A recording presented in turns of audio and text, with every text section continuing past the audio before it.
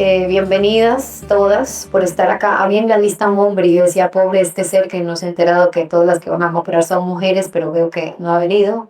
Aparte de acá, no, pero había otro. Había otro que había comprado una entrada y yo, bueno, él fue acompañando a Pablo. Decía, bueno, lindo saber que todos estamos abiertos a este contenido. Quiero que sepan que el hecho de que hoy estemos aquí, muchas de ustedes, porque quieren aprender parte del tema que Paula ha venido divulgando alrededor del mundo en sus últimos años con una metodología que es muy única. En el caso de Paula, también hace posible que nosotros desde Fundación Red podamos seguir llevando este contenido a distintos rincones. Les cuento esto porque si bien me escuchan bien o se escucha como un eco, si me escuchan bien, ok. Les cuento esto porque si bien muchos de ustedes vienen también por escuchar a grandes speakers, que es lo que hacemos desde la Fundación Red y en alianza con la Academia Busca Sentido, sí quiero que sepan que el hecho de que estén aquí hace posible que pasen muchas otras cosas, que es lo que hacemos gracias a la vinculación que tienen cuando vienen a estos eventos. Tengo que cumplir protocolo agradeciendo a este espacio, Sociedad Anónima, que nos abren las puertas para que ustedes puedan estar aquí hoy, a MELAC, que está apoyando como patrocinador estos espacios, a Platotec, a Diana Carrión, a Good Platter, a Mallorca, que han hecho posible este evento, y como les decía también a ustedes sobre todo, porque el que estén aquí hizo posible que ayer podamos estar con más de 400 mujeres, madres de niños con discapacidad, escuchando a Paula, que como ustedes saben, speakers internacionales que estamos trayendo constantemente, es difícil que puedan llegar ese contenido a toda nuestra gente en distintos espacios, rincones del país. Y estamos logrando que este contenido y que esta gente se acerque a ellos. Ayer más de 400 mujeres, la mitad de ellas lloraban, les cuento íntimamente, porque entraron en un proceso también súper bonito. Y todos estos procesos de acompañamiento se dan también gracias a su presencia. Así que hoy que vamos a hablar de propósito y de sentido, quería que sepan que ustedes también están siendo, solo por estar acá, parte del propósito y sentido de la causa que estamos ahora abanderando desde la Fundación. Sin más, le quiero dar paso a Paula López presentándola como autora de literatura espiritual, logoterapeuta, coach de vida, es conferencista, es todavía diseñadora de joyas, de gemóloga con brillantes de experta. Después nos contará por qué decidió dejar esa vida para dedicarse a algo más. Siempre enfrentó muchas complicaciones en su vida desde el campo emocional y desde el campo de salud, lo que le llevó a hacer lo que está haciendo ahora. Pero preferiría que de primera mano Paula nos cuente un poquito a propósito de esa vida. Ya te hago unas preguntas, pero primero gracias. Bienvenida a Ecuador, Paula, y gracias por estar aquí. Sí. Bueno, encantada de estar en Ecuador. La verdad que Guayaquil me ha sorprendido impresionante. Yo pensé que era una ciudad pequeñita, sin vida, y cuando me encuentro con semejante ciudad tan espectacular, pensé que enfrente del hotel teníamos el mar, me dijeron que era un río.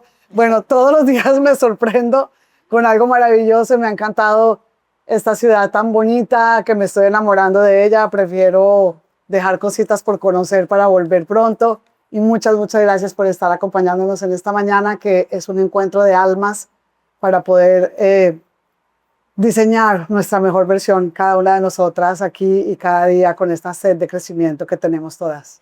Quiero, para quienes no conozcan tanto de tu vida personal también, porque gran parte del trabajo que haces ahora, Paula, tiene que ver con tu vida personal. Si nos puedes contar brevemente, solo para anticipar a quienes no conozcan de tu historia, de dónde vienes, qué te lleva a ti a entrar en el mundo de la logoterapia y qué significa el mundo de la logoterapia, que hoy creo que debería ser conocimiento clase básica desde los chicos y más adelante, a aprender a vivir, a convivir y a transitar el dolor. Pero ¿qué te lleva en tu vida, los episodios que tuviste, con los que tuviste que convivir para llegar a eso? Bueno, pues sé que hay muchas psicólogas acá, personas que están estudiando psicología, y bueno, simplemente hoy quiero hablarles, quizá no como logoterapeuta, quizá no como diseñadora de joyas, experta en diamantes, ni todas esas cosas que en la vida a veces nos sentamos a estudiar y a convertirnos en mejores personas desde el punto de vista académico. Hoy quiero hablarles más como de mujer a mujer.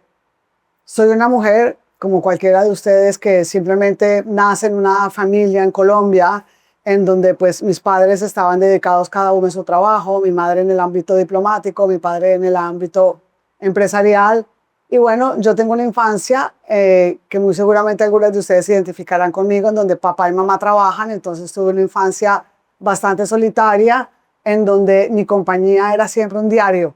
Entonces yo siempre desde chiquita escribía en un diario todas mis vivencias, todo lo que me pasaba, y yo creo que sin darme cuenta, ese fue el inicio de mi vida como escritora, pero nunca en la vida pensé que iba a llegar a ser escritora. Mucho más adelante, después entendí el porqué de todos esos diarios que aún tengo, en donde iba poniendo mis vivencias.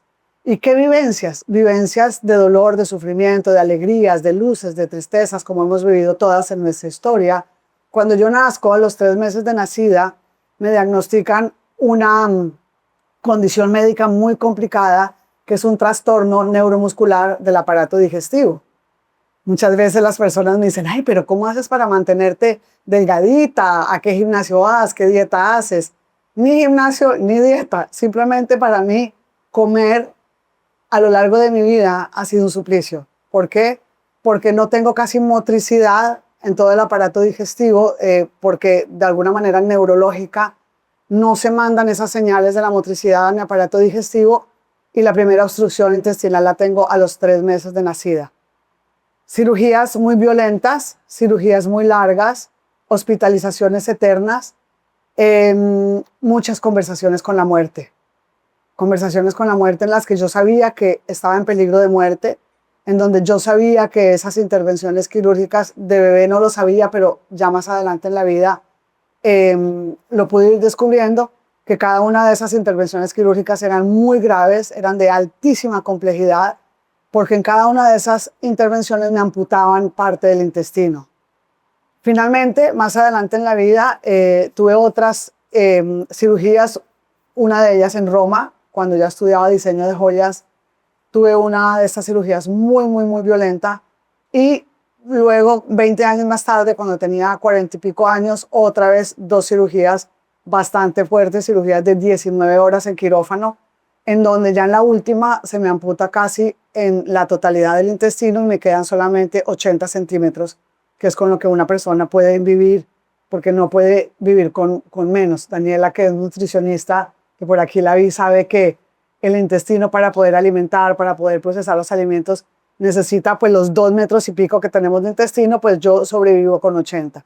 Pero siempre dije, no importa, hay que volverse a recuperar, había que volver a aprender a comer, había que volver a aprender a digerir, y bueno, hoy en día, gracias a Dios, estoy bien. Más adelante me di cuenta que gran parte también de esa condición neuromuscular que yo tenía se empeoraba, y los síntomas se empeoraban con situaciones emocionales adversas.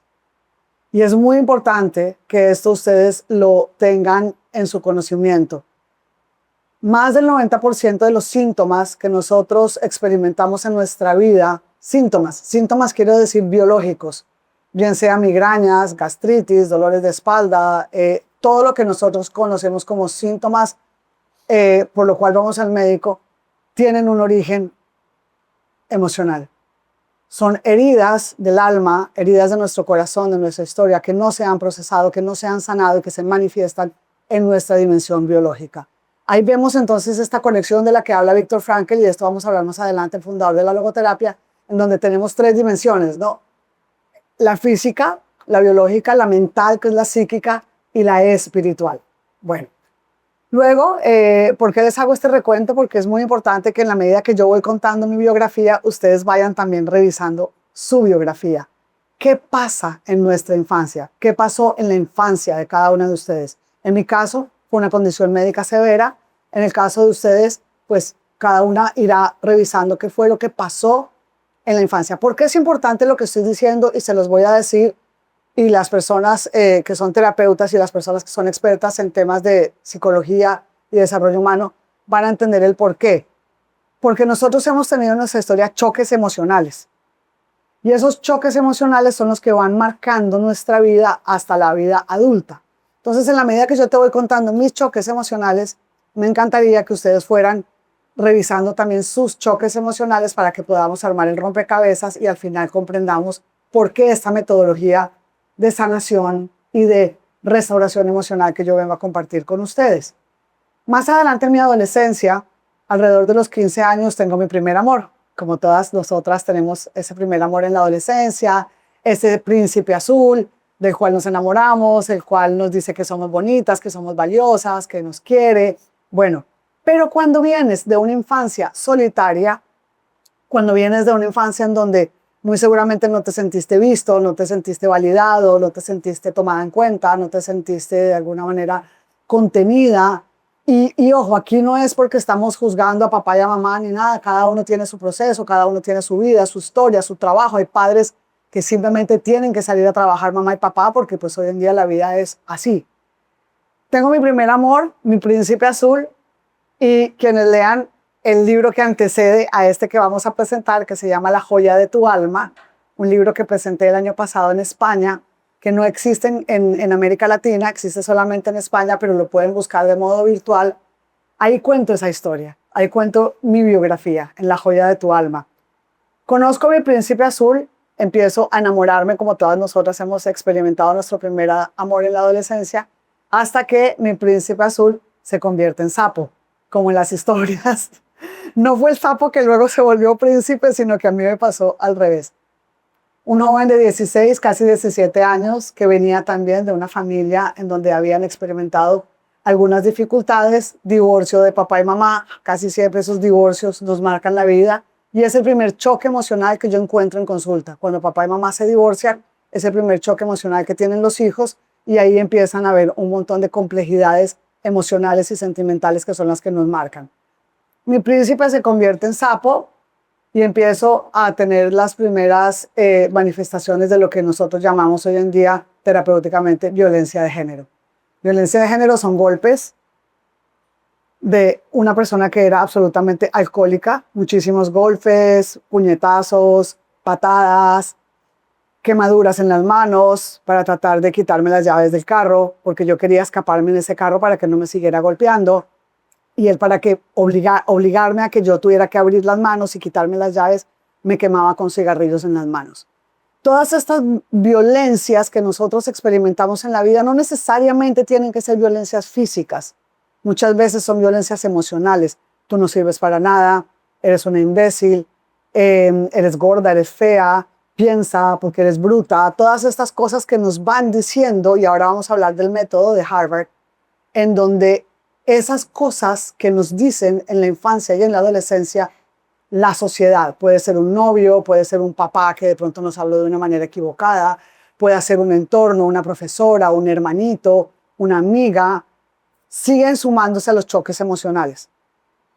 ¿Por qué yo lo permitía? Hoy en día me lo preguntan mucho en las conferencias. ¿Por qué lo permitías? Lo permitimos porque llega un momento en nuestra vida en donde nos anestesiamos, en donde normalizamos el maltrato, en donde nos sentimos que eso es lo que nos toca vivir porque no hay más, y en donde tenemos tanto temor a la soledad, tanto temor al abandono, tanto temor al desamor, que preferimos eso a quedarnos solas. 15 años, 16, 17 años. Yo me quedé ahí hasta los 17 años larguitos, hasta que mis padres descubren que yo estaba siendo víctima de esta situación y me mandan a un colegio interna en Suiza. Llego a Suiza, a este internado en donde, claro, ¿cuál es la primera sensación de una niña en un internado a los 17 años? La soledad. La soledad siempre fue mi mejor amiga. Me quedo en este internado de monjas sola, perdida, empieza a gestarse la codependencia emocional, empieza a gestarse el síndrome del abandono. ¿Qué estoy haciendo acá? ¿Por qué estoy acá? Nuestros padres, y se los digo porque muchas de acá son madres, muchas veces hacemos lo que nosotros mejor creemos que es para nuestros hijos. En ese momento mis padres creían que lo mejor era apartarme de un joven alcohólico y mandarme a un internado para que no fuera más víctima de estas golpizas. Pero ¿qué pasa en el corazón y en la mente de una niña que la arrancan de su primer amor y la mandan a un internado? Pues obviamente emocionalmente es algo que no sabemos procesar. Bueno, estudio en Suiza, aprendo francés, todo lo que mis padres querían en términos académicos. Luego regreso a Colombia y Colombia es un país muy violento. No sé si tan violento como el Ecuador, pero pues muy violento y un país en guerra. Todo el tiempo, y se lo contaba yo anoche a Steffi, víctima de amenazas en términos de seguridad, de secuestros, porque mi madre era política, mi padre empresario. Entonces aprendí a vivir en modo huida, en modo alerta, en modo terror, en modo miedo. Amenazas de secuestro, tengo que irme de Colombia otra vez, en donde me decían tienes una semana para irte. Entonces ahí me mandan a Roma. Y en Roma estudio diseño de joyas. Por eso ustedes van a ver a lo largo de todos mis libros, en La joya de tu alma, en Tu alma una joya para pulir, en todos mis libros, que hago una analogía en donde comparo el alma que cada una de nosotros tenemos con un diamante. Y ahí es cuando las invito a excavar en su interior, a encontrar ese diamante que todas tenemos dentro. Pero ¿qué pasa cuando lo encontramos? Lo encontramos oscuro, amorfo, no brilla, porque tiene una cantidad de carbones, como los diamantes en el mundo de la joyería, que obstruyen la luz. Esos diamantes en nuestra vida espiritual son nuestras inseguridades, nuestros traumas, nuestros miedos, todos esos choques emocionales que se van cristalizando dentro del alma, como el carbón en el diamante, y le van bloqueando la luz. Entonces nuestra tarea espiritual es excavar, encontrar el diamante, aprenderlo a pulir para quitarle todo ese material que le sobra, para que al final pulamos la joya del alma y esa alma pueda brillar como brilla un diamante. Básicamente les hago un resumen express de lo que fue mi infancia y adolescencia. Ahora te voy a preguntar cómo llegas a la logoterapia también, que me interesa, pero un poco quiero que hagan el proceso que hemos venido llevando a cabo con Paula en los distintos espacios donde estamos, es invitar a la gente también a hacer su analogía de lo que sea que esté o haya pasado en su vida en los procesos que va contando Paula, que como ustedes bien podrán identificar, Paula sabe cuándo estuvo en su vida en sus momentos de huida, cuándo estuvo en su proceso de homeostasis del alma, que yo la voy a explicar mejor, cuándo era necesario hacer un escáner para ver por qué estaba sintiendo o por qué ciertos choques emocionales marcaron su vida. Y un poco la invitación que hace Paula es a ser capaces de identificar cuáles fueron o cuáles siguen siendo esos choques emocionales que marcan mi manera de vivir, de creer, de expresarme y definir nuestra personalidad. Hay una razón por la que a mí me llamó mucho la atención el perfil de Paula como escritora. Ustedes saben que desde la Academia Busca Sentido y ahora a través de la Fundación Red trabajamos con más de 200 expertos alrededor del mundo, y el perfil de Paula era particularmente especial para mí, porque ella siempre habla de que la humanidad está viviendo una pandemia del espíritu. Es decir, más allá de toda la regulación emocional importante que todos tenemos que trabajar, el hacer conciencia sobre una pandemia del espíritu, que Paula dice requiere una ayuda humanitaria urgente de cada mujer, de cada ser humano, nos convoca a aprender a diferenciar, dice Paula, el alma, que es uno, el ego, que es otro, prestar atención a lo que las personas son versus a lo que las personas muestran, y entender que tenemos dos modos de vivir la vida. Y ahí me quiero detener un momento, Paula. Tú dices, dos modos de vivir la vida. Una es enfrentándola y otra es afrontándola. Porque una cosa es estar en modo huida, otra cosa es estar en modo lucha constante. Vale la pena revisar si las razones por las que cada una de ustedes se divorció, se sintió sola, la pérdida de sentido, de propósito, de sentir que sus hijos no hacen lo que deberían estar haciendo, de que sus padres X, de la razón por la que cada uno esté atravesando su propia noche oscura, viene de un lugar, de una herida activa que todavía no ha podido identificar, o que por otro lado la ha hecho entrar en un modo de enfrentar siempre en lugar de afrontar, y ahí hay una diferencia sustancial. Claro que sí. Quiero que se queden con esta frase, que es una de mis frases que más ha impactado en el libro. A cada una de nosotras hoy, aquí y ahora, nos duele la vida. Algo nos duele en nuestra vida personal. Y quiero que se queden con esta frase. No te duele para que sufras, te duele para que cambies. Y nosotros muchas veces no lo entendemos. y nos quedamos automáticamente en modo sufriendo sin entender que ese sufrimiento viene a enseñarnos algo. Y eso que nos viene a enseñar el sufrimiento es cómo podemos enfrentarlo, que es lo que primero creemos, y afrontarlo. ¿Cuál es la diferencia entre enfrentar y afrontar? Cuando tú te enfrentas a algo, te enfrentas como de una manera beligerante, como si estuvieras en una guerra, como si nos ponemos en posición de boxeo y yo te voy a enfrentar y saco de alguna manera una actitud de pelea, de lucha, de no me voy a dejar, de yo esto lo voy a poder, o si tú me la hiciste yo te lo devuelvo, o yo no me merezco esto. Y eso es lo que estamos haciendo cuando nos enfrentamos. Enfrentarse a algo es de una manera violenta, agresiva, de alguna manera poco espiritual. Nos enfrentamos desde el ego. Y nuestra vida y la vida de todos los seres humanos sucede en dos dimensiones, la del ego y la del espíritu. Y aquí muchas de ustedes que han trabajado conmigo dicen, ay, vuélvenos a hablar del ego. ¿Qué es el ego? ¿Y qué es el espíritu? Para que lo tengamos claro. El ego es lo que tú muestras de ti mismo. El ego es la máscara que te pones para vincularte con el mundo. El espíritu es lo que tú eres, es tu esencia. Es lo que tú eres desde que tú naciste. Es una esencia cristalina, es una esencia que no tiene temor, es una esencia que se muestra tal y como es. ¿Qué pasa desde que nosotros nacemos y vamos creciendo? Que como nos sentimos vulneradas y nos sentimos vulnerables, vamos entonces construyendo un personaje. ¿Qué significa un personaje? ¿De dónde viene la palabra personalidad? La palabra personalidad viene de ese personaje que representamos. ¿Qué es un personaje? En Grecia, en la antigua Grecia, el personaje es alguien que se representaba en el teatro, ¿no? Entonces, hoy en día, en el teatro, pues vamos a teatro y vemos personajes. ¿Un personaje qué es? Alguien que está disfrazado de algo que no es. Entonces, yo puedo representar un personaje en una ópera de una mujer histórica, puedo representar un personaje de una persona que está deprimida, de una persona que es agresiva, personaje. Algo que yo no soy. La esencia de lo que somos es el espíritu. Entonces, la primera pregunta que yo les quiero hacer hoy es, ¿desde dónde están viviendo? ¿Estamos viviendo desde el ego?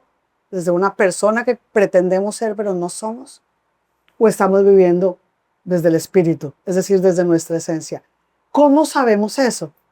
Porque hoy en día, y esto lo dice un filósofo muy importante japonés, nos llaman la sociedad del cansancio.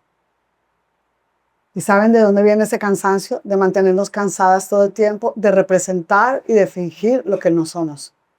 ¿Qué cartera me pongo? ¿Qué traje me pongo? ¿Qué maquillaje me pongo? ¿A dónde voy de compras? ¿Cómo le hago creer a todo el mundo que soy esto? Que estoy feliz, las redes sociales, me hago la selfie, le pongo el filtro. Todo el tiempo estamos representando algo que no somos. Algo que no somos. Nuestra tarea espiritual es recorrer ese camino del ego de regreso al espíritu. Y ahí vamos a empezar a afrontar la vida. ¿Y qué es afrontar la vida? Cuando yo recibo esas preguntas que me hace la vida de ¿qué vas a hacer con esto que te causa dolor? Con esto que no puedes cambiar. ¿Qué vas a hacer con esta situación con tu pareja? ¿Qué vas a hacer con esta situación con tus hijos? Que nos duelen a veces los hijos, bien sea por un diagnóstico, bien sea porque son lo que no quisiéramos que hubieran sido, bien sea porque no se visten como quisiéramos, no estudiaron lo que quisiéramos. ¿Qué vas a hacer con esta traición? ¿Qué vas a hacer con esta depresión, con esta ansiedad? ¿Qué vas a hacer con eso que no puedes cambiar? Porque recuerda, te duele no para que sufras, te duele para que cambies, para que te transformes.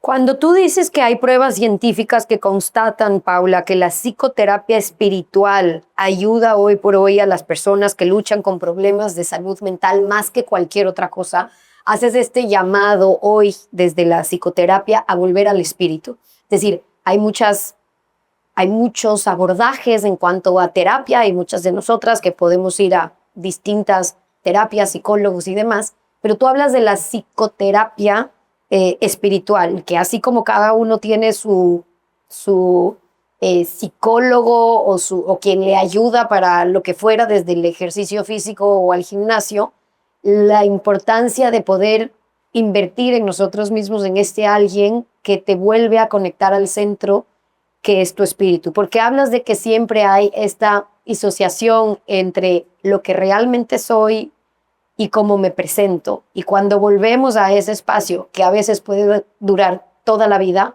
de hecho hay muchos ensayos psicológicos que prueban que horas antes del hecho de la muerte, la gente vuelve a ese espacio de donde nací, de volver a conectar con esto que fue mi centro y lo que fui, que es lo que evidentemente provocaba felicidad en su momento.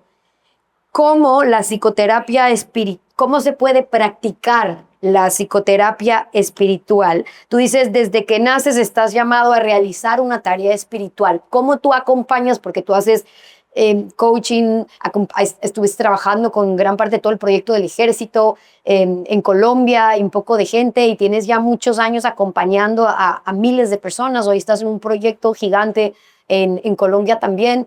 ¿Cómo le acompañas a una persona para descubrir cuál es su tarea espiritual a través de la psicoterapia espiritual? ¿Qué es? Bueno, Viktor Frankl es uno de los maestros que me ha inspirado a mí a caminar este camino de la espiritualidad. Viktor Frankl es un sobreviviente del Holocausto, psiquiatra especializado en la psicoterapia del espíritu. ¿Por qué del espíritu? Porque hay dos tipos de psicología. La psicología de Freud, que era una psicología en donde simplemente se creía, según la teoría de Freud, que teníamos dos dimensiones, la física biológica y la psicológica. Es decir, los seres humanos, según Freud, se podían enfermar físicamente de alguna dolencia física biológica o psicológicamente de algún trastorno de la personalidad, una esquizofrenia, una depresión o alguna cosa así, y que simplemente teníamos que abordar alguna de esas dos dimensiones para curar, para la cura. Frankl, que era contemporáneo a Freud, crea la psicoterapia del espíritu o la logoterapia, que es en donde él se opone a esta teoría de Freud y dice, no, los seres humanos tenemos tres dimensiones: la física biológica, la psicológica o mental y la espiritual. Y es en la dimensión espiritual en donde los seres humanos porque tenemos alma, tenemos depositadas todas aquellas herramientas para sanar las otras dos dimensiones. ¡Wow! Gran descubrimiento. Descubrimiento de que yo me enamoro. Me enamoro porque yo decía, bueno, yo he tenido las dos condiciones médicas, por así decirlo, y muy seguramente ustedes, algunas se identificarán conmigo, en donde he estado muy enferma de mi condición biológica, en todas mis operaciones y cirugías, pero también me he enfermado de mi condición mental.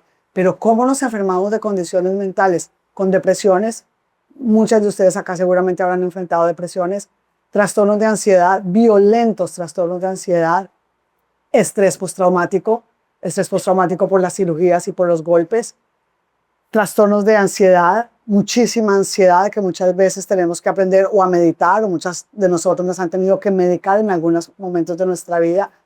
¿Y cómo sanamos eso? Aparte de la terapia, aparte de muchas veces tenernos que medicar, buscando la medicina del alma, que es construyéndonos una vida espiritual.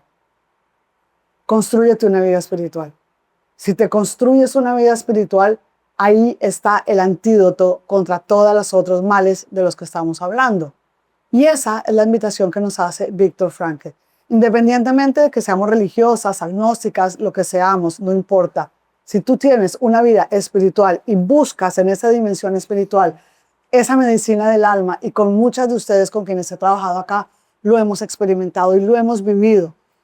Muchas aquí manejamos lo que es la canasta familiar. Y yo siempre digo, en broma, pero muy en serio, en la canasta familiar debe haber dinero destinado para huevos, carne, leche, pan y terapia.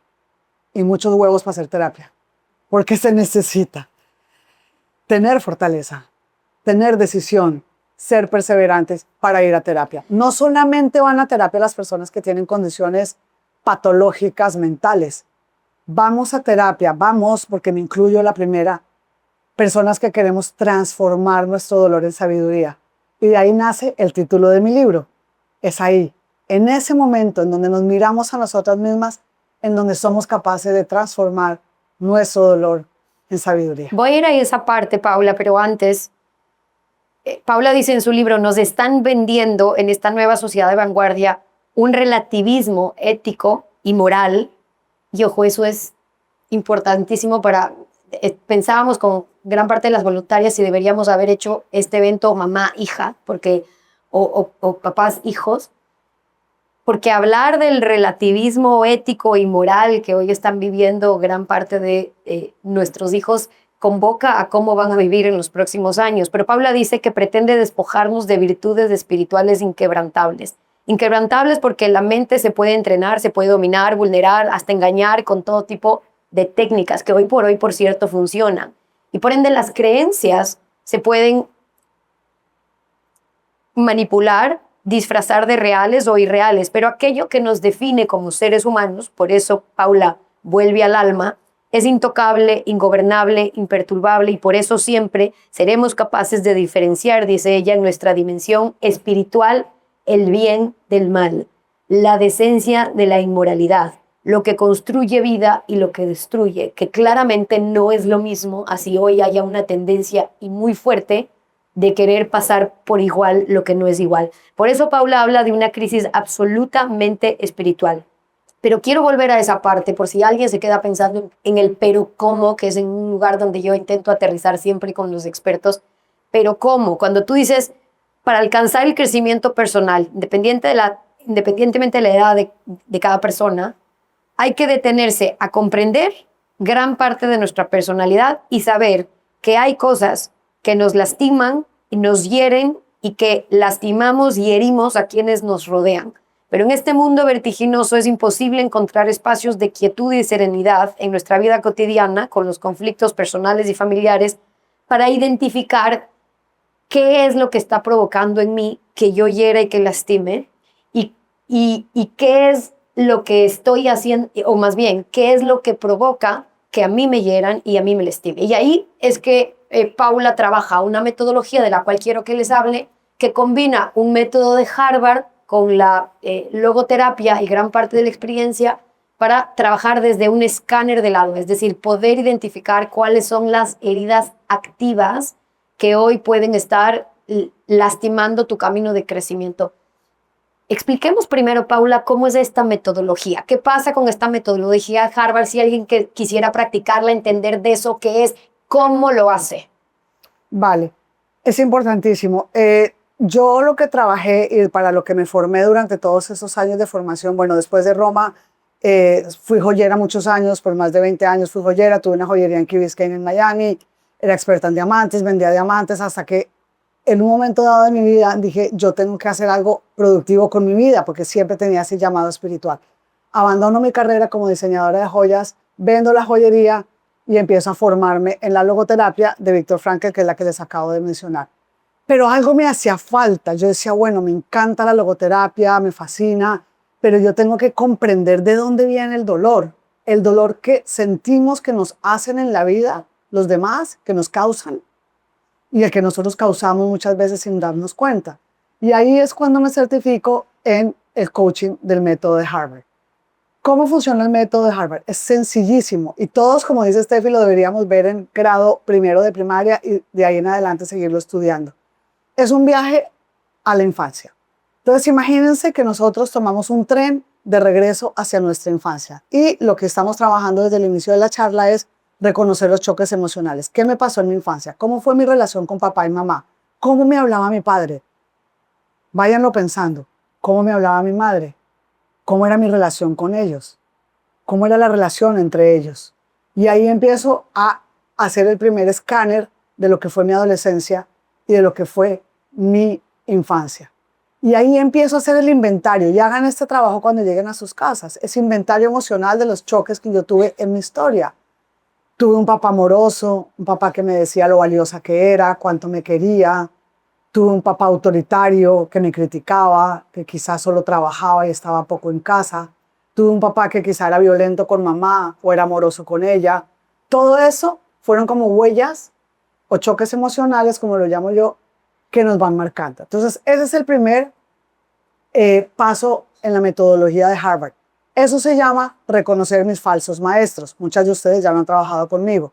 ¿Qué es un falso maestro? Un falso maestro es una persona, una institución o una situación en tu vida que sembró en tu creencia algo nocivo, algo que no eres, algo que te hizo creer que no eras valiosa, que no eras importante, que no eras amable, o sea, que no se te podía amar. Y entonces es como una creencia No solo eso, limitante. Paula, pero también puede ser que muchos sintamos que no tenemos un problema de eso, pero sí en cómo creemos Eso es. o cómo pensamos, por ejemplo, Lo por interpretamos. adopción de cómo interpretamos que tiene que ser la vida. Eso. Que si nos tenemos que casar, que si nos tenemos que si el dolor, que si se muere nuestro hijo, que si se muere nuestro padre, que si se muere el esposo, y es una causa infinita de dolor por cómo nos contamos la historia de nuestra vida, por cómo crecimos. Claro, o te tienes que casar y el matrimonio es para toda la vida, el matrimonio es indisoluble, todas esas cosas que nos metieron, esas creencias limitantes, las llamamos los coaches, o pensamientos que se nos van incrustando y se nos van quedando. El matrimonio es para toda la vida, no, pero es que no aguanto más a mi marido, de malas, el matrimonio es para toda la vida, tin, tin, tin, porque si no vas a vivir en pecado. Por si acaso, Paula está a favor del matrimonio, hago esa aclaración, Totalmente. pero no cuando hay violencia física para mantener la separación. Mi violencia emocional, o sea, soy totalmente creyente del matrimonio cuando es un matrimonio que te construye, no cuando es un matrimonio que te destruye. Bueno, entonces ahí reconocemos los falsos maestros, que es todas aquellas creencias limitantes que se nos metieron en la cabeza o que nos metieron en la cabeza y que nosotros fuimos absorbiendo como esponjitas. Una vez las reconocemos, entonces nos vamos a nuestra vida hoy. ¿Cómo eso que yo creí o que me hicieron creer en mi infancia me afecta hoy? Y entonces, ¿cómo voy reconociendo esas creencias limitantes para ver cómo puedo yo cambiar y transformar eso en algo que me libere y que me haga convertirme en una persona que como que me limpio de todo eso para volver a construir una vida sana? Entonces ahí descubro mis heridas activas, que es algo de lo que hablo también en el libro y de lo que hablamos ayer con Steffi. Entonces, Paula, solo déjame hacer un paréntesis. ¿Por qué en las heridas activas siempre hablas de infancia y adolescencia? O sea, ¿por qué no la herida activa que puedo tener ahora porque acabo de vivir la traición, porque acabo de vivir la muerte, porque acabo de vivir lo que tenga que vivir ahora? Pero siempre en esa psicoterapia, por lo general, vuelven a infancia y adolescencia. eso es. Generalmente, esas heridas que tenemos activas hoy, ¿y por qué las llamo activas? Porque todavía están sangrando hoy. Si tú fuiste abandonado en tu infancia por tu padre o por tu madre, y porque se pudieron haber muerto, por ejemplo, porque se pudieron haber ido, porque se pudieron haber divorciado, porque se pudieron haber lo que sea, se te abre esa herida del abandono. Y esa herida del abandono la tienes hoy. Entonces hoy quizá eres víctima de un matrimonio en donde no eres feliz, pero no te atreves a dejar a tu pareja porque te sientes ya abandonado o ya abandonada. Y ahí entonces vuelven a ti esas creencias limitantes. El matrimonio tiene que ser para toda la vida, tienes que aguantar porque tu abuelita aguantó. Todas esas cosas que como que nos implantaron. Entonces ahí empezamos a pensar qué creencias tengo que cambiar hoy, cómo las puedo cambiar para poder transformar mi vida y para poder llegar a esa libertad interior. Y quédense con esto. Libertad es lo que decides hacer con lo que te hicieron. Esa es la verdadera libertad. Me pegaron, me abandonaron, me traicionaron, no me quisieron, lo que sea. ¿Qué hago con eso? ¿Cómo lo transformo en sabiduría? Ahí me convierto en una persona realmente libre. Uno de los conceptos interesantes que a mí me llama la atención y que creo que es importante trabajar es ya entender desde el principio, y lo dice Pablo en estas palabras, hay quienes van por el mundo, y de hecho podrían ser la gran mayoría, como legiones de seres heridos que no sanan. Y entonces si pensamos y entendemos que hay heridas activas en cada persona con la que nos rodeamos, dejamos de asumir que somos responsables de las heridas que puede provocar el otro en mí, en la manera que me habló, en cómo me lo dijo, en por qué me lo dijo, en lo que me hizo, en las peleas que puedan surgir, por entender las heridas activas de la otra persona que provocan esa reacción en mí. Por ende, me deslindo de responsabilidad sobre lo que está pasando en esta, por poner un ejemplo muy sencillo para mantener la analogía en lo que cada una pueda experimentar en sus relaciones personales. De la calidad de nuestras relaciones personales depende nuestra calidad de vida, y por eso yo creo que es tan importante que aprendamos con herramientas a gestionar mejor nuestras emociones. Paula habla de reconocer las heridas activas del uno y del otro, porque cómo estamos casados o cómo somos pareja de alguien que no sabemos, reconocer cuáles son sus heridas activas para saber de dónde viene su dolor, su enojo, su manera en la que me habla, o por qué se fue, o por qué se quedó, o por qué se casó conmigo, y cuáles son esas heridas que han activado la manera en que él y yo, o ella y yo, nos relacionamos. Uno identificar en el escáner esas heridas activas para transitarlas. Saber que tenemos, nos dice Paula, la capacidad de reconocer la libertad para decidir qué hacer con eso que nos hicieron. Y luego hay un punto para mí indispensable que debería ser clase de tercer grado. Cuando hablábamos en España con Alex Rovira, que también practica mucho estos temas de Paula, decía, en tercer grado ya les deberían dar a nuestros hijos del enneagrama de la personalidad. ¿Por qué nadie sabe qué tipo de personalidad es? Si supiéramos que yo soy 3 y que ahorita me voy a sentar en una reunión a conversar con una 6, ya sé por dónde va a ir.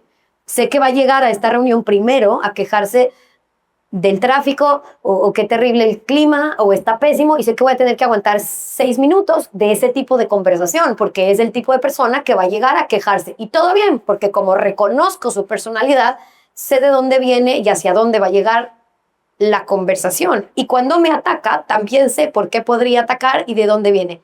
Detengámonos un momento, Paula, si me permites, en los enneagramas de la personalidad, para quienes no estén vinculadas un poco con eso. ¿Por qué entender que las personas, según sus personalidades, se dividen en distintos tipos, que si entendemos primero cuál soy yo y cuál es el entorno que me rodea, mejora la calidad de la relación con cualquier persona que nos vayamos a vincular? Esto es poderosísimo. Una vez yo estudié todo el tema del método de Harvard, viene mi tercera certificación. Y la tercera certificación la hice en pandemia, al inicio de la pandemia, y es el estudio de la clasificación de la personalidad. Absolutamente revelador. ¿Por qué? Volvamos a las personalidades, ¿no? El teatro griego, en donde yo me pongo la máscara de algo que quiero representar. Somos todas actrices del teatro griego, porque todas nos ponemos una máscara para representar algo que no somos. ¿Qué es lo que estamos representando? Una personalidad específica que se cristaliza en la infancia y en la adolescencia según los choques emocionales que tuvimos. Violento.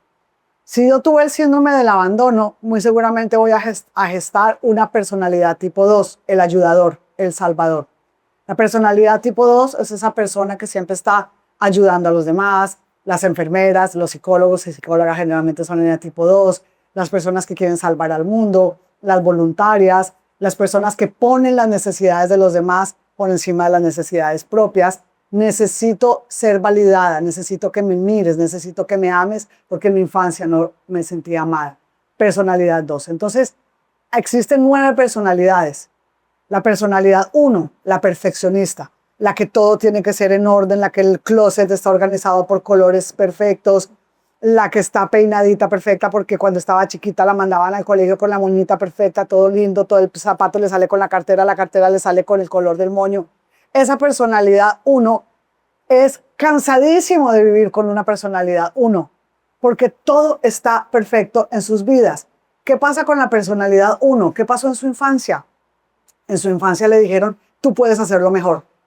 Tú sacaste 3 en el colegio, puedes sacar 4. Saca el 4, pues ahora puedes sacar 5. Esfuérzate. No Solo se hago una pausa, Paula, y haciendo. también sería bueno identificar qué número están siendo con sus hijos. O sea, qué número estamos o hemos sido con nuestros hijos. No solo pensar en cuál fueron con nosotros, cuál somos nosotros, sino cuál aplicamos también. Yo les voy a compartir, cuando ya terminemos la charla, un test de inteligencia artificial que lo aplico en mis consultantes para que ustedes descubran su personalidad. Para que cuando vayan a leer los 2 libros, este que estamos presentando hoy, que es Transforma tu dolor en sabiduría, y el anterior, que lo tiene mucho más especificado en la metodología, que es La joya de tu alma. La joya de tu alma, sorry, no existe en América Latina, existe solo en España. Si van a España lo consiguen en el Corte Inglés, en cualquier librería, y si no, en digital está.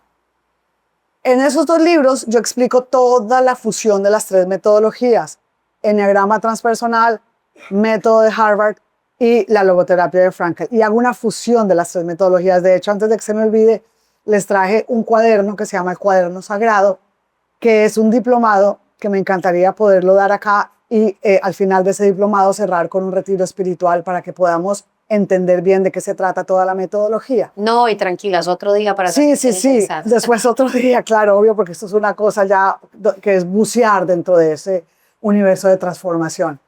Entonces, existen 9 tipos de personalidades. El primero, el reformador. ¿Por qué se llama el reformador? Porque son estas personas perfeccionistas, reformador o perfeccionista, que siempre se están autoexigiendo ser mejores, más ordenadas, tener un mejor trabajo, hacer más cursos, formarse mejor, que son personas que en su infancia recibieron ese choque emocional de sentirse no suficientes. Sentían que siempre les faltaba como algo para ser mejores. La segunda, que es la mía, de una vez se las digo, es el eneatipo número 2, el ayudador y el rescatador. La persona que siempre quiere salvar al otro para sentirse necesitada, para sentirse valiosa. Luego viene el eneatipo 3 de la personalidad.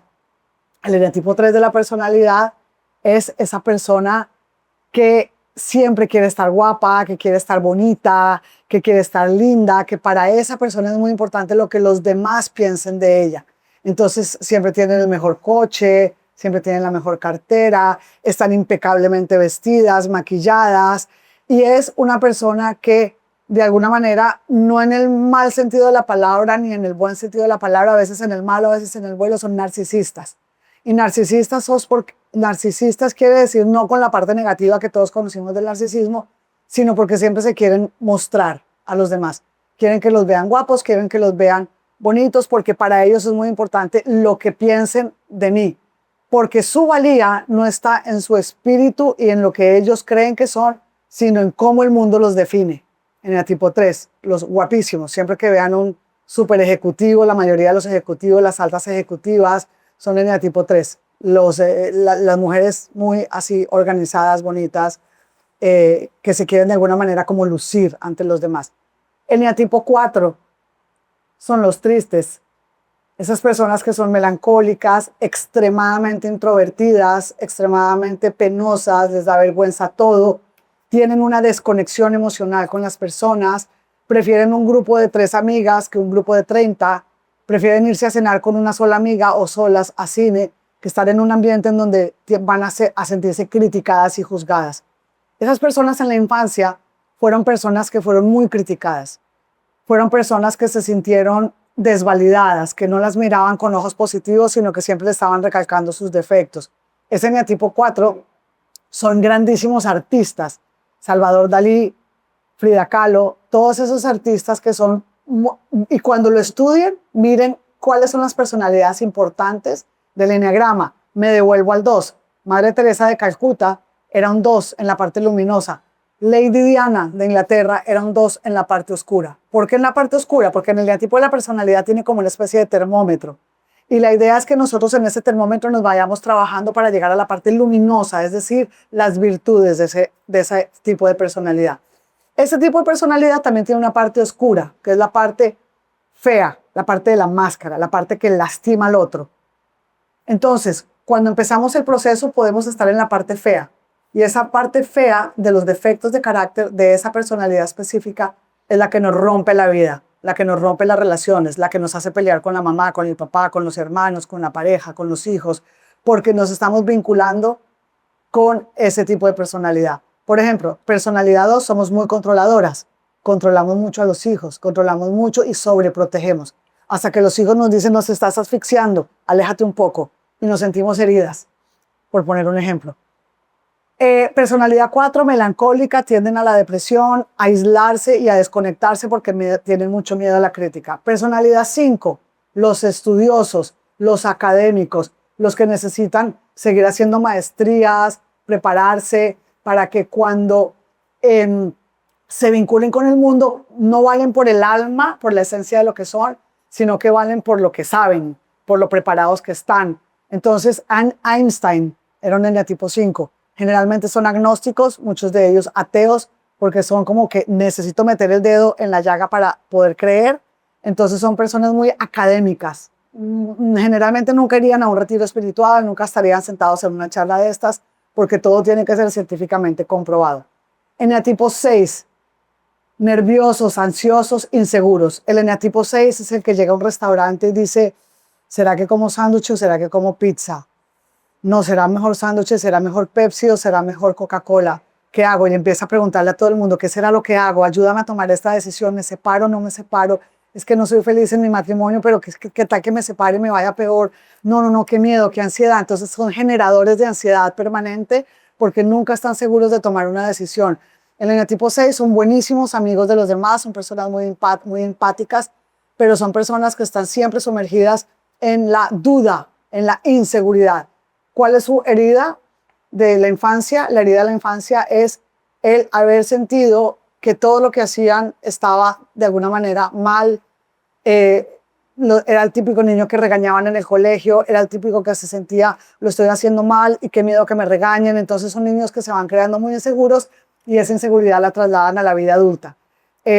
Ansiedad es el primer síntoma. Eneatipo 7, el payaso de la fiesta, el que quiere viajar, el que quiere ir al mejor restaurante, los sibaritas del eneagrama, quiero la mejor comida, nunca estoy saciado con lo que hago, siempre quiero más viajes, más fiestas, más restaurantes, más experiencias, muy desconectados, digamos, del mundo espiritual y más conectados al mundo de la diversión. ¿Por qué? Porque tienen tanto miedo de sufrir que prefieren dejar el sufrimiento allá. No lo quiero ver. Entonces, si estoy triste, me voy a una fiesta. Llamo a mis amigas, comprémonos una botella de aguardiente y nos vamos a bailar hasta el amanecer. Y son divertidísimos. Es esa amiga que siempre te lleva a los mejores planes, esa amiga que te propone los mejores viajes, pero que tarde o temprano esas personas caen en un hueco muy hondo porque nunca lidian con el dolor, lo meten en un cajón y lo guardan. Generalmente, parte oscura del eneatipo 7, drogadictos, alcohólicos, personas que caen en vicios, porque también en trastornos de alimentación, porque siempre son insaciables. El síntoma, digamos, negativo del 7 es la insaciabilidad. Eneatipo 8 de la personalidad, el poderoso, el que te intimida, el que no te metas conmigo porque vas a ver lo que te pasa. El fuerte, el Donald Trump, es un eneatipo de la personalidad 8. La persona que es líder política, la persona que es un líder en su comunidad, la persona que manda a los demás, que está empoderada para liderar grandes instituciones. Un eneatipo 8 de la personalidad en la parte luminosa es espectacular, porque es una persona que puede liderar un país, es una persona que puede liderar una empresa, siempre y cuando se haya trabajado. Si no se ha trabajado, aplasta al que se le ponga enfrente. Lo señala con el dedo, tú no sirves para nada, eres un mediocre. Ser hijo, muchos papás son eneatipo 8, papá hombre, porque son el autoritario, el que en esta casa se hace lo que yo mando, se obedece, o si no, aquí no se te paga nada, te vas de la casa. Entonces el 8 es ser hijo de 8 y muchos somos hijos o de una madre o de un padre 8, que somos los que al final nos sentimos así porque hemos tenido mucho autoritarismo. Eneatipo 9, el que le corre como una agüita aromática por las venas, el que nunca tiene afán de nada, el que no quiere tener conflictos con nadie, se la lleva bien con todo el mundo. Vamos a comer sushi o vamos a comer carne, lo que ustedes quieran, a mí me da igual. Son muy chéveres como mediadores de conflictos porque siempre buscan la paz. Tienen tanto miedo del conflicto que siempre buscan la paz. Entonces están mediando entre las peleas y eso. Es el típico del colegio que venía y decía, no peleen, llevemos la fiesta en paz. Entonces tienen una parte muy bonita porque siempre están buscando la parte pacífica de la vida y como darle la paz a las personas, pero tiene una parte terrible y es como esta pereza en que, ay, si lo puedo hacer mañana, pues ¿para qué lo voy a hacer hoy? Y es como una pereza de enfrentar aquellas situaciones de la vida que les puedan causar estrés o conflicto. Entonces, la parte negativa del eneatipo 9 es que nunca es capaz de decir lo que quiere, de decir yo quiero hoy quedarme viendo televisión, no quiero ir a más viajes o no quiero ir a más eventos o lo que sea. Incapaces de decir lo que quieren porque siempre están evitando cualquier tipo de conflicto. Entonces, esto fue una pincelada rápida que les di de los eneatipos de la personalidad, pero lo pueden googlear, es apasionante. ¿Y por qué es apasionante? Porque cuando yo me siento con un consultante y ya tengo un diagnóstico de su personalidad, me ahorro 6 meses de terapia. Me ahorro 6 meses de estar explorando sus choques emocionales para ver de dónde vienen los traumas, para ver cómo los trabajamos. Es espectacular porque si yo me siento contigo y yo sé que tú eres un eneatipo 2 de la personalidad, Lady Di de Inglaterra, y resulta que tu marido es un 8, que es un príncipe Carlos o es un Donald Trump, que son personas fuertes, autoritarias, que es estas personas que siempre te van a dominar, ya sé dónde está el conflicto de pareja. Si sé que eres un 9, que todo le da igual, pero resulta que tu pareja es un 1 perfeccionista. Miren, esto es un caso real. Se dañó la tostadora del hornito de hacer las tostadas en el desayuno de una casa.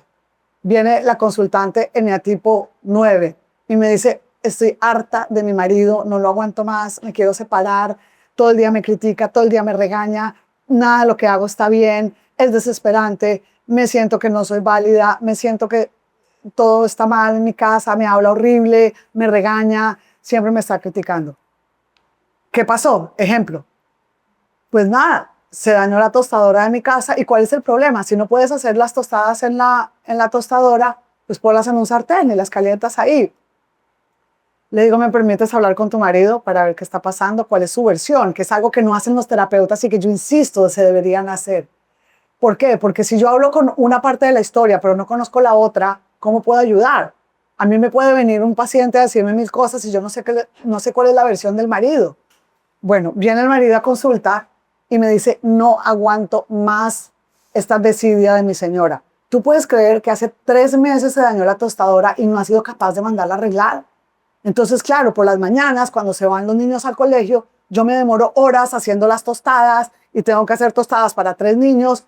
Y a esta señora no le importa un pepino y llevo 3 meses diciéndole que arregle la tostadora. Eso que generaba un conflicto terrible porque el eneatipo 1 tenía la cocina perfecta, la tostadora lista, los huevos aquí organizados, la mesa ya puesta el día anterior, los niñitos peinados listos para desayunar. Claro, ¿dónde chocan la personalidad 1 con la personalidad 9? En que la otra estaba, ay, hazlas ahí en la cosa, que no pasa nada. ¿Cuál es el problema? ¿Por qué vamos a pelear por eso? Entonces, cuando ya lo identificas, y empiezas a decir, Dios mío, hagan el test a los hijos mayores de edad, porque la personalidad no se cristaliza sino hasta que tienes 18 para arriba. Y esto choca un poco con la logoterapia. Y yo hablándolo con mis colegas logoterapeutas no les gusta el eneagrama. ¿Por qué? Porque sienten que desde la libertad del espíritu nosotros somos libres para elegir quiénes queremos ser, ¿de acuerdo? Pero sí hay un precondicionante genético. Hay un precondicionante de cómo nos educaron y hay un precondicionante aprendido. Nosotros somos lo heredado genéticamente, lo aprendido de papá y mamá y lo decidido. Entonces, en lo decidido es donde está la libertad del espíritu, en donde soy libre de decidir qué hago con lo que me hicieron. Ahora, en los temas del eneatipo de personalidad, una de las cosas que a mí me parece fantástica para poner en práctica es que también podemos identificar cómo responde cada eneatipo a, por ejemplo, el estrés. Y entonces, el eneatipo 3 es huida, bloqueo y huida. Entonces, cuando estoy estresado, se manda a cambiar. O el eneatipo 3, cuando está estresado, se vuelve neurótico. Entonces, ya sé que empieza la persona neurótico. Pero lo mismo con el dolor. Cuando un tipo de personalidad tiene que vivir historias de dolor, ya podemos entender por qué el silencio fue una de sus respuestas, mientras el otro o la otra van a necesitar muchos espacios de conversación. Ahora, esto, como bien lo dice Paula, no necesariamente es práctica terapéutica que todos aplican. Para mí es un conocimiento básico que resulta interesante poder identificar, más allá de que coincidamos en los puntos del eneagrama, sí poder cuestionarnos cuáles son las personalidades que pueden responder de X o Y manera, sobre todo con las que más convivimos. Quiero hablar, si me permites, Paula, sobre esos temas en los que conversas tú del título de tu libro, que tiene que ver con el dolor.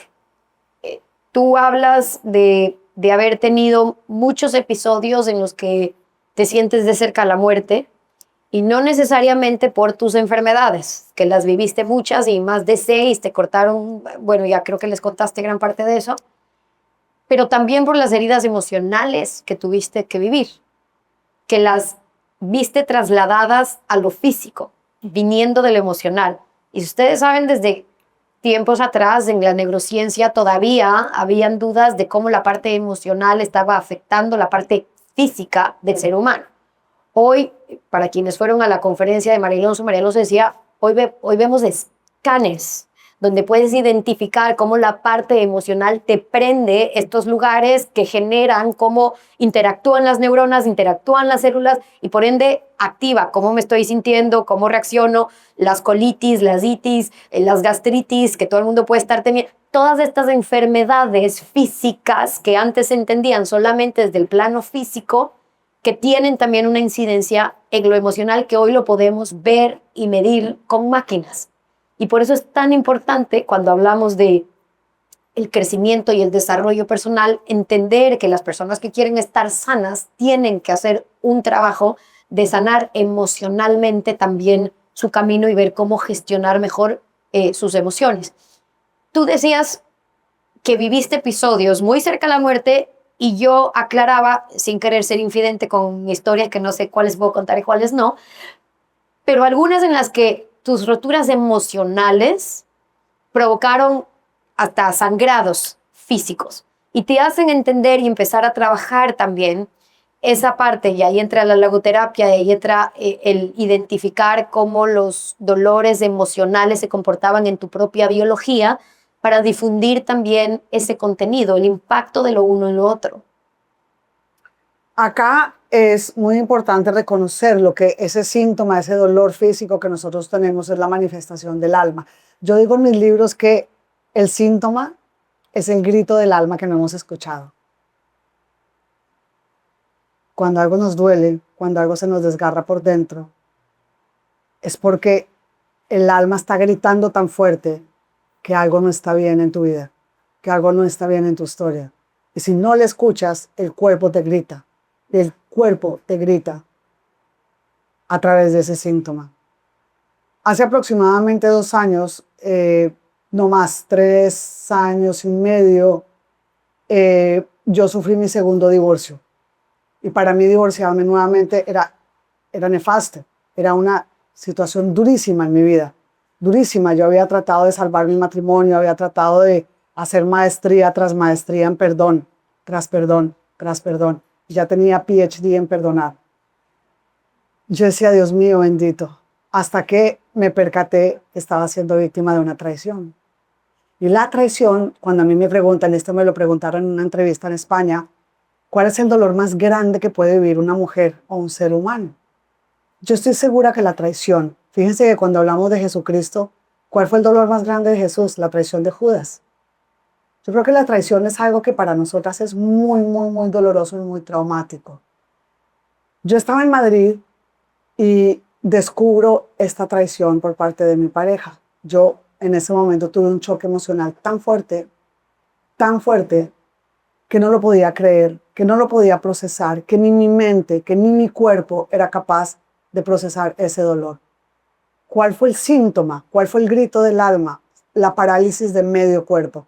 Medio cuerpo, todo el lado izquierdo fue absolutamente paralizado, no lo podía mover, no podía sostener un vaso. Y no sé si a ustedes les ha pasado que muchas veces ustedes lloran y lloran y lloran y lloran un dolor hasta que se quedan dormidas, como que you cry yourself to sleep, como dicen en inglés, que, o sea, vas llorando y llorando hasta que te desgastas tanto que te quedas dormida. Esa mañana que yo me levanto, y se lo compartí anoche a Steffi, y se los juro, ya se los cuento porque ya todo está en el libro. Por eso no sabía así, güey. Está sí, esa parte estaba está en el libro, no en este que estamos presentando hoy, sino en el libro de España. Y cuento en ese libro que me costó mucho trabajo desnudarme y contar la verdad de mi historia. Pero cuando lo hablaba con mi editor, me decía, el lector te lo agradece, porque el lector necesita reconocer en tu historia su propia historia. Y cuando un escritor tiene la valentía de mostrar su realidad personal, de mostrar sus llagas, de decir, mira, me quito esta camisa para que veas mis heridas, míralas, acá está, tócalas, y son iguales a las tuyas, y las puedes sanar porque yo las sané. Es cuando realmente un escritor puede recobrar esa creencia que el lector le da cuando realmente se desnuda y le muestra su verdad. Esa mañana yo me levanté, no me podía parar de la cama, no me podía parar, o sea, no podía hacer este movimiento porque estaba totalmente paralizada. Gracias a Dios mis hijos estaban conmigo porque acabábamos de llegar de esquiar. la noche anterior o hacía 3 noches. Y yo tuve que llamar a mi hijo para que me ayudara a levantar de la cama. Y cuando yo me paro de la cama, casi paralizada, que tuvimos que llamar a una ambulancia porque no me podía mover, y me volteo a tratar de pararme con una tortícolis que no podía ni mover el cráneo, veo en la cama un charco de sangre, pero con un charco de sangre. Yo no me había cortado, no tenía ninguna cortada en mi cuerpo, pues había tenido un sangramiento interno del intestino. El intestino había sangrado por dentro. Imagínense el poder que tiene un choque emocional en su cuerpo. ¿De dónde viene ese sangramiento? Ese sangramiento del alma. Porque hacía muchos años que yo sabía que mi matrimonio no estaba funcionando. Y esto se los digo a ustedes hoy para que den una revisada a sus relaciones más íntimas. Puede ser una relación con tu pareja, puede ser una relación con tu hija, con tu madre, con tu padre, con tu hermano. Cuando tenemos estas dolencias, cuando tenemos estas ansiedades tan fuertes en nuestra vida, es porque algo está mal. Y ahí es cuando debemos aprender a hacer el escáner del alma. Bueno, esta mañana fui trasladada al hospital y ahí empieza todo ese recorrido de escribir ese libro en donde voy contando las vivencias de cómo salgo del infierno del dolor para reconstruirme y llegar a transformar ese dolor en sabiduría, que es lo que estamos haciendo aquí hoy. Pero ahí es importante ver el escáner del alma. ¿Qué es el escáner del alma? Reconocer esos síntomas. Cuando nosotros tenemos una migraña muy fuerte, un sangramiento del cuerpo, cuando tenemos un dolor de una gastritis que ya no podemos más, lo que sea, es un síntoma que nos está demostrando que algo no está bien. ¿Qué hacemos? Vamos al médico. Generalmente seguimos viviendo. Yo con la rodilla inflamada, sigo caminando, sigo yendo a trabajar, hasta que llega un día en donde no puedo caminar más porque ya la rodilla se me puso así, inflamadísima, y me toca ya obligatoriamente ir al médico. Pero mientras tanto yo la ignoré tomándome analgésicos. Y eso es lo que hacemos con los dolores del alma. Sabemos que algo no está bien, sabemos que hay relaciones que no están bien, pero las ignoramos y nos tomamos analgésicos. ¿Cuál es el analgésico? Pues de pronto el vodquita, el tequilita, la fiestica, los tipo 7, el viajecito, metemos esa basurita debajo del colchón, debajo del tapete, hasta que eso nos explota la vida. ¿Cuándo se nos explota la vida? Cuando descubrimos una infidelidad, cuando tenemos una pelea que el hijo ya no nos habla más, cuando tenemos una ruptura con el padre o la madre, cuando nos echan del trabajo, cuando estamos en un trabajo que odiamos y no podemos más con ese jefe, todo lo que nos pasa. Los médicos del alma, lo que hacemos es enseñarles a las personas a hacer el escáner del alma. Entonces vamos a hacerlo en este momento. Imagínense que en esta pantalla ustedes están viendo la proyección de su vida. Y vamos a ver en esta película en donde estamos ustedes y yo solas viendo la proyección de la película de tu vida.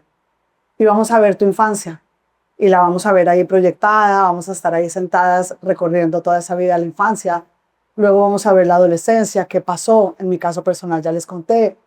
Luego vamos a llegar a nuestra vida hoy. Y vamos a ver qué está pasando en tu vida hoy. Esta mañana, ¿cómo te levantaste? ¿Qué dolor tenías en el alma esta mañana? Quizá tenías una gastritis terrible, o quizá te dolía tu relación de pareja, tu marido se fue sin despedirse, peleaste con tu hija, no sé, lo que te haya sucedido. Pero ¿cuánto tiempo llevas con esa situación? Mucho tiempo, y quizá la estás ignorando. Pero bueno, hoy la reconocimos en esta pantalla. La siguiente pregunta que vamos a hacernos para hacer el escáner del alma es: ¿qué decisión amaría ser capaz de tomar si tuviera el coraje de hacerlo para cambiar eso que me está causando dolor y que no me he atrevido a tomarla porque me quedo en esa zona de víctima, que es la que yo llamo zona de confort? No soy feliz. Hoy no soy feliz. ¿Por qué? Por eso que estoy viendo en esa pantalla proyectada. Pero ahí me quedo paralizada de miedo. ¿Por qué? Porque tengo una de las heridas de los 9 eneatipos. ¿Cuál es mi herida? La van a reconocer cuando sepan qué eneatipo tienen. Ahí veo ya la herida y digo, Dios mío, esa es la razón por la cual no soy feliz. Vamos a tener un control remoto, en donde con ese control remoto yo voy a poder echar esa película para atrás. ¿Qué pasó en el último año de mi vida? Y lo voy a ver. ¿Qué pasó en los últimos 5 años de mi vida? Vamos a echar el control remoto para atrás y lo voy a ver, y lo voy a sentir, y lo voy a reflexionar. Perfecto, voy a hacer pausa ahora y voy a adelantar esa película. Y les voy a hacer la siguiente pregunta. ¿Eso que ustedes están viviendo proyectado ¿Lo quieren seguir viendo como la película de su vida en los próximos 5 años? ¿En los próximos 10? ¿En los próximos 15? Si no soy feliz por esto que no me gusta, que estoy viendo en esta película, siendo yo la protagonista, quiero seguir siendo la protagonista de esta historia igual con este papel en los próximos 10 años, en los próximos 5, en el próximo año. Y mucha gente en consulta me dice, no, estoy agotada, no quiero más, de esta película no quiero más, pero no tengo el valor de cambiarla. Entonces, no somos infelices por lo que pasa afuera. No somos infelices por cómo me trata mi marido. No soy infeliz porque tengo una pelea con mi hijo. Soy infeliz porque dentro de mí no soy capaz de encontrar esas herramientas para construir mi felicidad. Y siempre le estoy culpando al mundo de mi infelicidad. Hasta que llega un día, hello, en donde me hago responsable de mis heridas. ¿Cuáles son mis heridas? Esas que no he sanado. Cuando las sano, y por ejemplo en mi caso, ya no tengo miedo al abandono, porque ya sé que soy valiosa, ya curé mi niña herida, ya me puedo divorciar sin culpa. Porque si no, me muero de la culpa. En el tipo 1, ¿por qué no se divorcian? Porque todo tiene que ser perfecto. Estoy hablando hipotéticamente del divorcio. ¿Por qué no tengo una buena relación con mi hijo? Porque lo he cansado tanto para que sea perfecto. O mi hija que se fue de casa y no me habla hace 6 meses. Mucho lo veo en consulta todos los días. Es que mi hija no me habla hace 6 meses y me abandonó y no quiere estar conmigo y no quiere saber nada de mí. Pues claro, soy controladora o soy una madre neatipo 8 que todo el día le estoy diciendo lo que hace mal, lo que podría hacer mejor. Le controlo la vida, la critico porque te vistes así, qué feo, mira cómo te peinas, así no es, así no toca, tu marido, tus hijos, nada. Hasta que esa hija se aleja y no le vuelve a hablar. ¿Por qué? Porque creemos que es que la culpa es del otro. Pero cuando yo soy capaz de verme a mí, de levantar mi alma, de abrirlo, de ver mi película proyectada, comprendo que la felicidad es solo responsabilidad mía. No es de nadie más en tu entorno. Quiero solo sumar a eso en una parte que habla Paula cuando dice que si somos capaces de sobrevivir a un virus que hoy es contagioso y es la ansiedad. Piensen ustedes cuántas veces nos juntamos con gente que dice que me estoy medicando, es que ahora me tomo esto, o es que lo que fuera, o pues vivo constantemente de ansiedad. Algunas causas reales, otras causas contagiadas, porque Paula dice es el virus contagioso de la ansiedad. La ansiedad es el lenguaje que usa tu cuerpo para comunicarse con tu alma. Es la alarma interna que te indica que estás en peligro físico o emocional. En la amenazadora, incierta realidad vivimos fundamentalmente asustados o inquietos. No sabemos cómo pasar de la desesperanza a la confianza. Las emociones desbordadas y prolongadas en el tiempo se nos están quedando pegadas en el alma.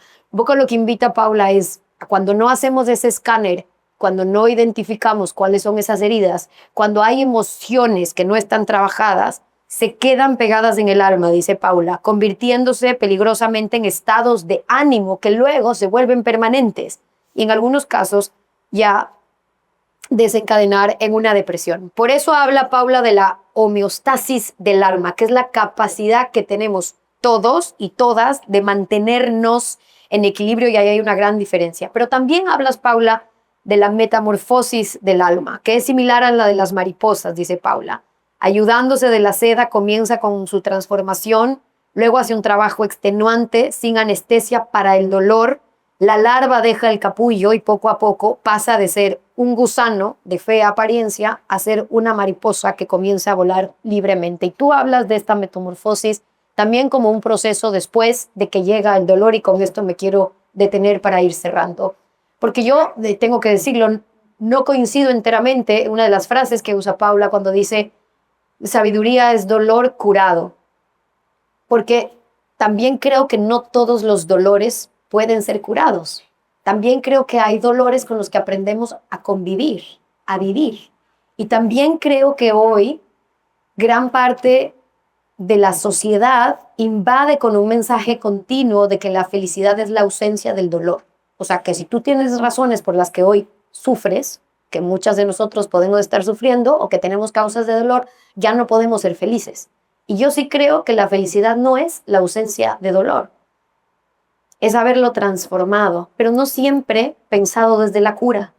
Y por eso te quería preguntar sobre esas diferencias para quienes han vivido, vive o van a vivir, que somos todas, espacios de dolor o de dolores profundos. Tú hablas mucho de la muerte y muchas de las que estamos acá ya han tenido recientemente encuentros cara a cara con la muerte de algún ser querido. Y las que no, pues lo vamos a tener. Y en ese cara a cara, en ese dolor profundo, tú dices, la capacidad de poder, como la mariposa, transformar ese dolor en algo más. Y esa es la base de la logoterapia en la que se trabaja también ese propósito y ese sentido. Cuando yo digo en el título del libro, Transforma tu dolor en sabiduría, muchas veces se puede entender que el dolor curado, que es lo que yo digo en mis charlas, es cuando curamos ese dolor que tenemos, es cuando nos hacemos sabios. Pero podríamos darle un significado un poco más amplio a la palabra curar, y es como podemos transformar o resignificar ese dolor. Por ejemplo, una madre que ha perdido un hijo, nunca se le va a curar ese dolor. Una persona que tiene una condición grave de una diabetes crónica, nunca se le va a curar ese dolor, pero sí lo puede resignificar. Miren, estoy trabajando en la Fundación Santa Fe de Bogotá. Yo en este momento vivo en muchas partes, vivo entre Madrid y Lima, pero soy colombiana, y estamos trabajando desde la época de la pandemia que empezamos a trabajar con el tema de salud mental.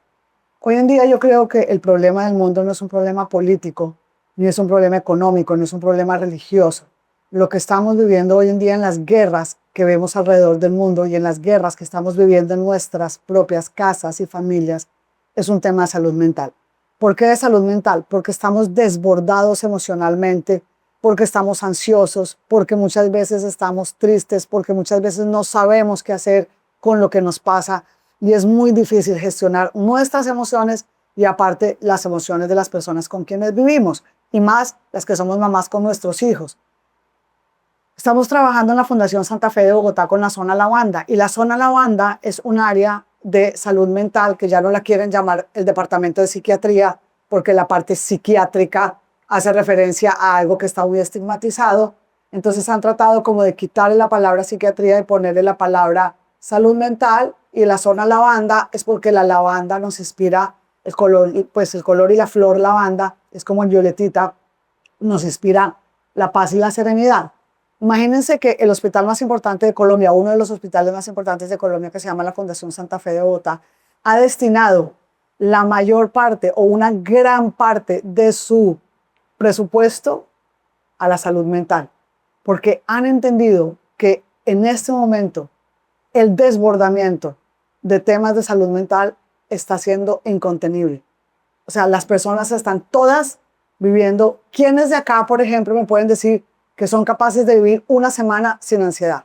En algún tipo de ansiedad, algún tipo de angustia, algún tipo de preocupación, algún tipo de tristeza. Entonces, en ese sentido, yo siento que si nosotras como mujeres empezamos a tener herramientas de contención emocional para nosotras mismas, de cómo podemos gestionar esa ansiedad, esa angustia, esa preocupación, que es que se nos mete por la ventana, ¿no? Porque abrimos los ojos y lo primero es prender el noticiero y ¡boom!, estalla la bomba. Esta mañana yo decía, ¿cómo hemos normalizado hasta la guerra? O sea, yo estaba desayunando en el hotel y estábamos todos desayunando mientras veíamos todas las bombas que explotaban en Gaza y los niñitos muertos, y toda la gente seguía desayunando tan tranquila. O sea, ya ni siquiera nada nos conmueve, es atroz.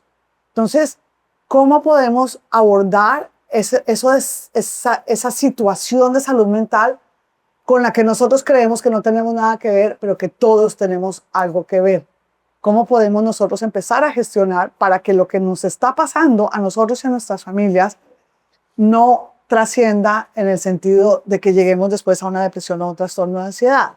Esta zona lavanda nace a raíz de que mi mejor amiga en Colombia sufre el suicidio de su hijo. Y cuando su hijo se quita la vida por una situación muy triste de una condición de salud mental, de una ansiedad que tenía hace muchos años, una depresión prolongada y crónica, llega a este punto de quitarse la vida. Y mi amiga, y ahí volvemos al dolor curado, nunca se va a curar este dolor. ¿Cómo lo vas a curar si perdiste un hijo? Pero lo transformó.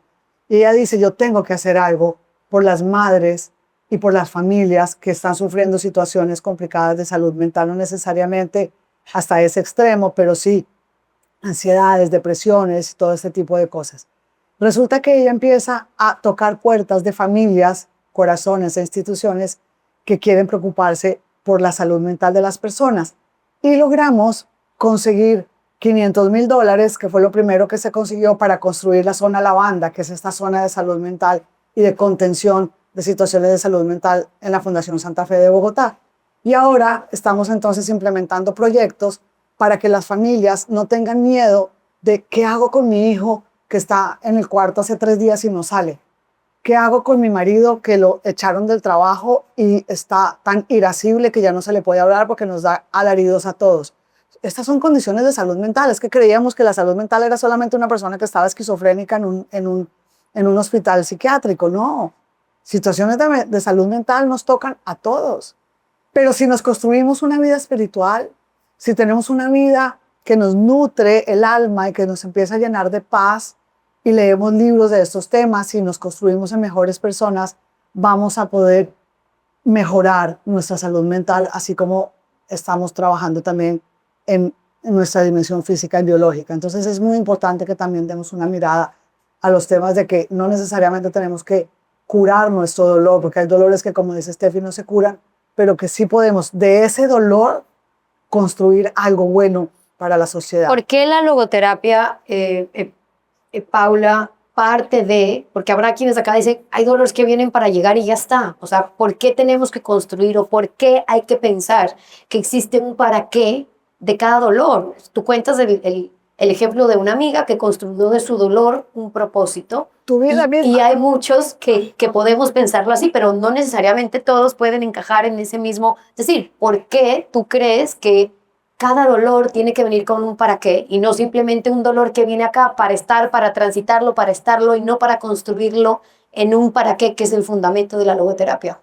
Me encanta esa pregunta porque hay 2 tipos de sufrimientos: el sufrimiento vacío y el sufrimiento fértil. Y de eso habla también la logoterapia. ¿Qué es un sufrimiento vacío?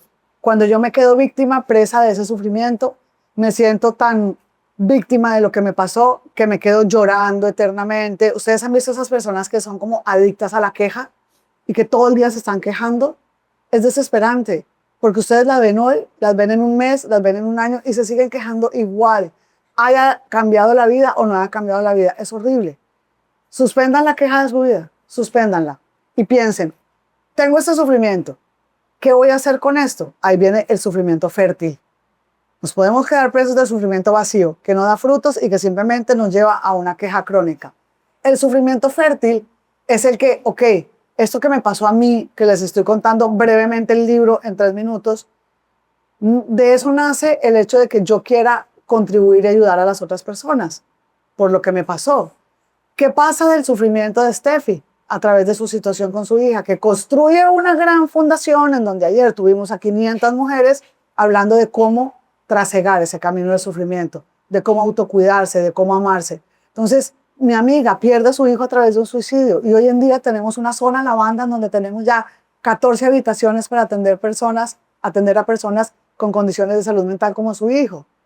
Entonces, si transformamos eso que te está pasando hoy, es increíble. Miren, estuve hace un mes en una fundación que se llama Vidahuasi en Machu Picchu. Y había un señor americano que había perdido el sentido de la vida, pues porque se había jubilado.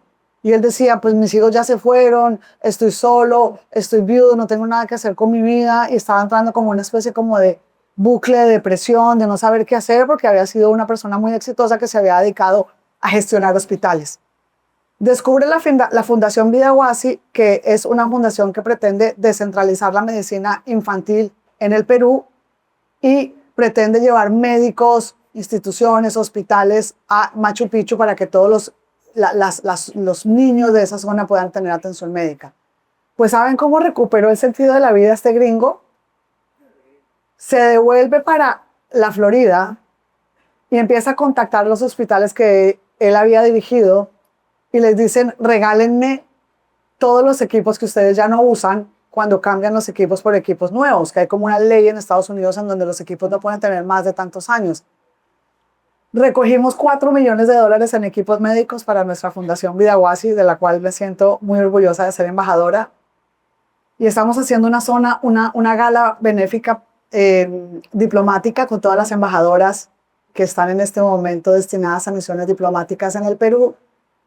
para poder dotar el hospital, terminar de construir el hospital para los niños con estos equipos que ya vienen navegando por el océano hacia Perú, y así ese vacío que él tenía por tener su nido vacío, porque ya sus hijos se habían ido, todo el mundo se había ido, lo convirtió en un sufrimiento fértil. Ahora, yo sumaría a eso diciendo, Paula, que cada uno es capaz de transitar y transmutar en ese dolor, convertirlo en materia prima de algo más, que no necesariamente tiene que ser qué hiciste y cómo convertiste en una fundación, sino que puede ser cómo volteaste la mirada hacia tu nueva relación o hacia tu nuevo hijo, o qué hiciste para transformar ese dolor en un propósito más grande, con lo que para cada uno puede ser una razón más grande. Quiero, para cerrar, nos quedan 5 minutos, Paula, invitarte a que compartas con nosotros una última reflexión, sin antes volver a agradecer a Sociedad Anónima, que nos ha acogido hoy en este lugar, que hemos encontrado un grupo lindo de apoyo. Ahí está Vale, que estoy justo agradeciendo a Sociedad Anónima, que ha permitido que podamos hacer eventos como este, a Melac, a Platotec, a Diana Carrión, que la tuvieron también por afuera, Good Platter, a Mallorca, que nos ha acompañado también en este evento. Y quiero cerrar con una frase que dice Paula, que para mí creo que es importante que nos deje como reflexión. Dice, debemos aprender por nosotros mismos y enseñar a los hombres desesperados que en realidad no importa que no esperemos nada de la vida, sino preguntarnos que la vida espere algo de nosotros. Y quizás ponernos a pensar con la historia personal que cada uno esté viviendo, qué es lo que está esperando la vida de ti. ¿Y estás más cerca de eso o más lejos de eso? Si mañana se tiene que contar tu vida de un lugar en 3 líneas o en 2 líneas sobre para qué estuviste aquí y qué se contó de ti, ¿qué quisieras que se cuente de ti? ¿Y qué tanto de eso estás trabajando hoy para que eso pase? Y te invito, Paula, para que puedas compartir con ellas una reflexión. Todas ya tienen tu velita, por cierto. Bueno, les traje un regalito para que recuerden esta mañana y para que siempre lo lleven en su corazón. Y lo primero que les voy a pedir que saquen de la bolsita es el marcalibros, antes de sacar la velita. Ese marcalibros son unas píldoras para el alma que yo les escribí especialmente para cada una de ustedes. Cada marcalibros es diferente. Entonces, estoy segura que a cada una le va a llegar el mensaje. Por un lado, el marcalibros está la píldora para el alma, y por el otro lado están unos testimoniales que me han escrito algunos escritores amigos sobre el libro. Entonces, pongan lean la parte en donde está el mensaje. No lean lo que dicen los escritores por ahora, sino la parte donde está el mensaje. Esos mensajitos se llaman píldoras para el alma. Permanentemente yo estoy regalándoles píldoras para el alma en mi Instagram, como para irse nutriendo, así como nos tomamos la píldora para el colesterol o la píldora para la ansiedad o lo que sea. Son píldoritas para el alma. En Instagram estoy como Paula López Escritora, para que puedan ahí saber pues los nuevos libros que van saliendo y todo. Pero la reflexión que les quiero hacer hoy es que mira ese mensaje que te está llegando hoy a tu corazón, y ese mensaje muy seguramente te está diciendo algo para que sepas cómo continuar ese camino hacia tu transformación. Y la reflexión que les quiero regalar es la reflexión de la vela. Ahora sí pueden sacar su velita. Me encanta terminar mis charlas con esta reflexión, y es la reflexión de la vela. Yo le voy a pedir a Sole que me ayude a prender mi velita. Hoy traje una velita de verdad para poderles hacer esta reflexión de la vela que algunos de ustedes ya la han escuchado.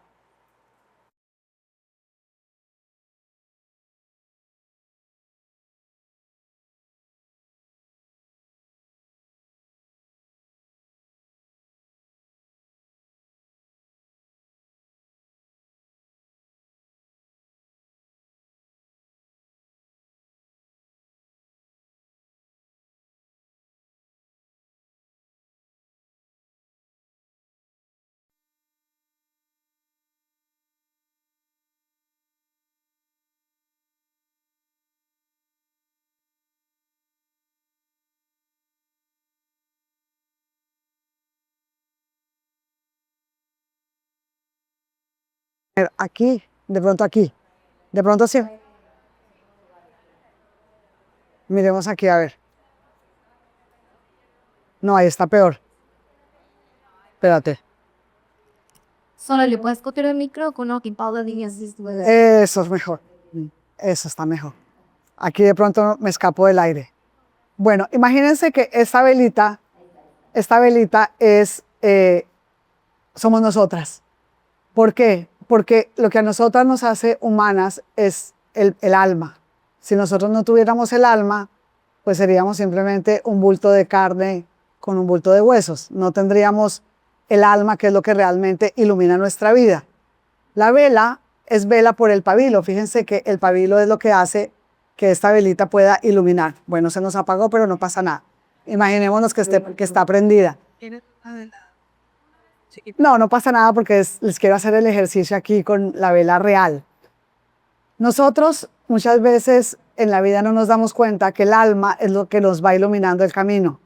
Y ese camino en nuestra vida nos va mostrando el sendero por donde vamos pasando.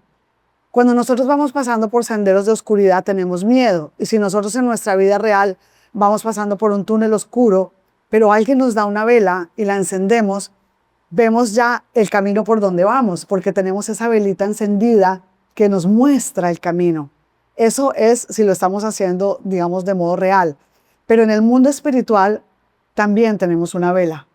Y esa vela es el alma, que es lo que nos hace humanos, que es lo que ilumina nuestro camino. Pero resulta que muchas veces en la vida trasegamos caminos de dolor, de tristeza, en donde se nos rompe la vida, en donde ya no sabemos qué hacer, en donde sabemos que todo está oscuro y que todo está negro. Y nuestra vida se parte como esta vela. Y nos sentimos así.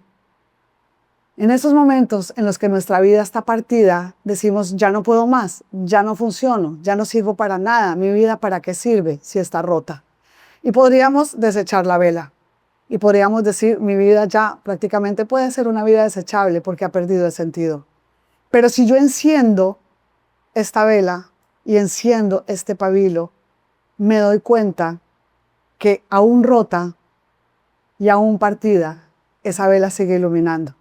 Como tu vida hoy o en cualquier momento de tu historia, rota o partida, aún va a seguir iluminando. Muchas gracias.